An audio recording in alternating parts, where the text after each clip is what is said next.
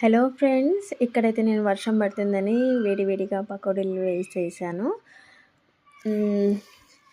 అయితే ఇక్కడ నేను ఎప్పుడు చేసినా కొంచెం ఆయిల్ తక్కువగానే వేస్తుంటాను కదా! కొంచెం ఆయిల్ అంటే వేడి వేడి నూనె కొంచెం మీద పడతదని కొంచెం భయమండి నాకు. అందుకనే ఎప్పుడైనా కొంచెం తక్కువనే వేసుకొని చేస్తుంటాను.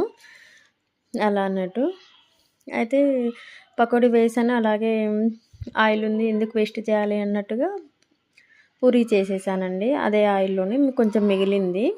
ఎందుకు వేస్ట్ చేయాలి అన్నట్టుగా దాంతో పాటే పకోడీ చేశాక పూరి చేసేసాను. ఆ పూరి చేశాక ఇక అందులోకి తినడానికి ఏంటి అని బావ అడిగేసరికి ఇక చికెన్ తీసుకొనొచ్చేసారు బావ.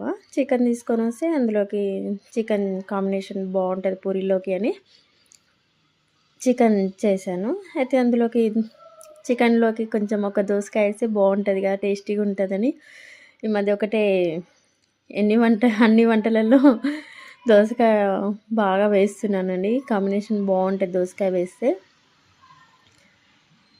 ఇలా పూరి, చికెన్ తినేసాము. నెక్స్ట్ డే మళ్ళీ దోసకాయ కర్రీ చేసేసానండి. ఇక్కడ స్నాక్స్ వచ్చేసి స్వీట్ కార్న్, యాపిల్ పెట్టేసాను, పెరుగు పెట్టేసాను బాక్స్‌కి, లంచ్ బాక్స్‌కి మా బావ కోసము. పిల్లలకైతే స్కూల్ లేదు కదా! ఓన్లీ మా బావకొక్కరికే పెట్టేసానండి.